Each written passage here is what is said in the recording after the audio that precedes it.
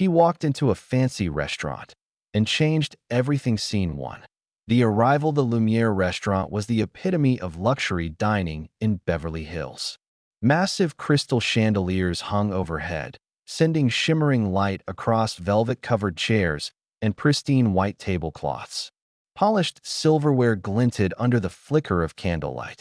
Every detail, every polished edge, every muted conversation was perfectly curated to maintain an atmosphere of exclusivity and privilege. The clientele was exactly who you'd expect: Hollywood producers, real estate magnates, trust fund heirs, and old money socialites.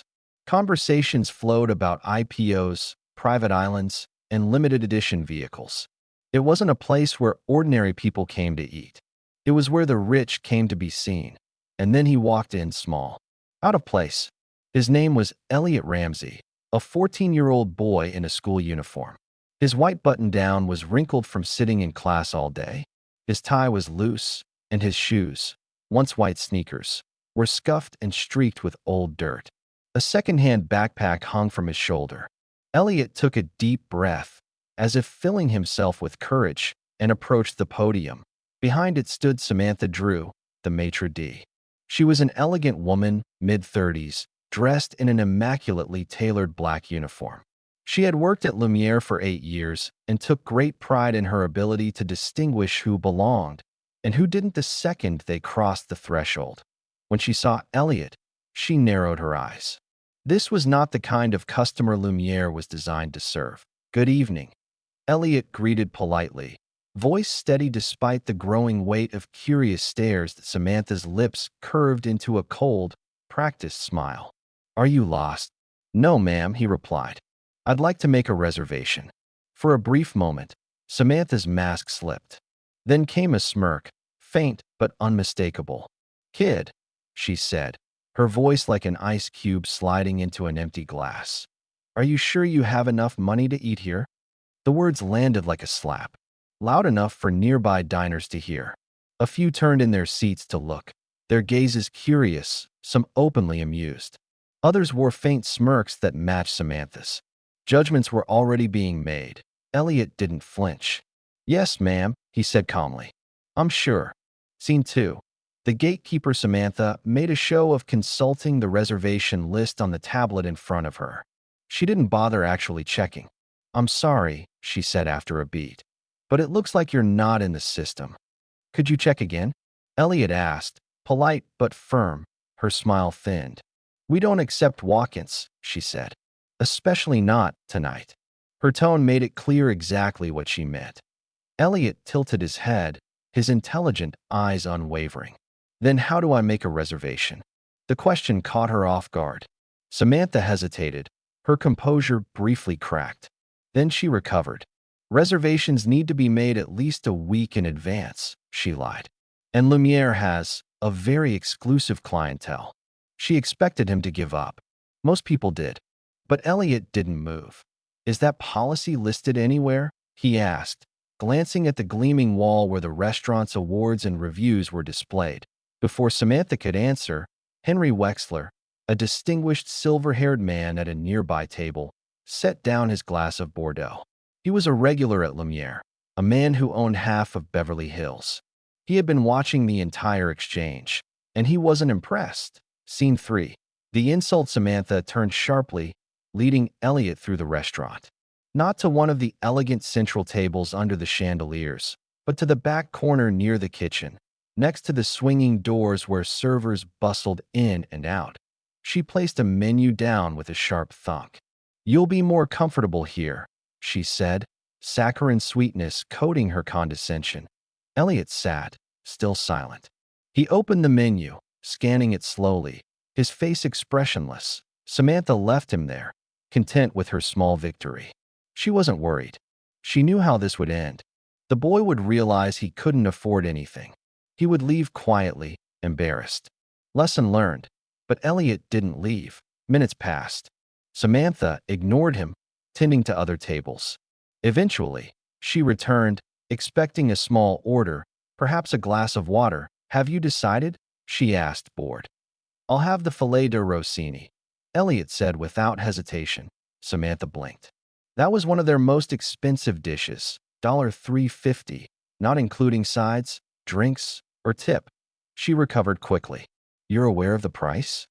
Yes, Elliot answered simply. Sounds delicious. The boy was either delusional or playing some strange game, she thought.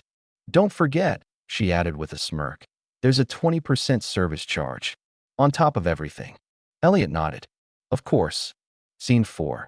The reveal Samantha placed the order with the kitchen but delayed it. She had no intention of rushing for a table she believed was wasting her time. Meanwhile, diners whispered. Some shook their heads.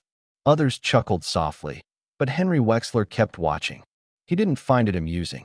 He saw something different in the boy's demeanor. Calm. Steady. Too self-assured for a kid supposedly out of his depth. Henry stood, adjusted his suit, and walked over. He pulled out a chair and sat across from Elliot. You're very patient, Henry said. Elliot looked up and nodded. Thank you, sir. You know they're judging you, Henry remarked, gesturing at the watching eyes around the room. I know, Elliot said. Henry smiled faintly. And you don't care? I don't need their approval, Elliot answered. Henry chuckled. I like you. Scene 5. The owner arrives, the restaurant's doors opened again. A hush fell over the room.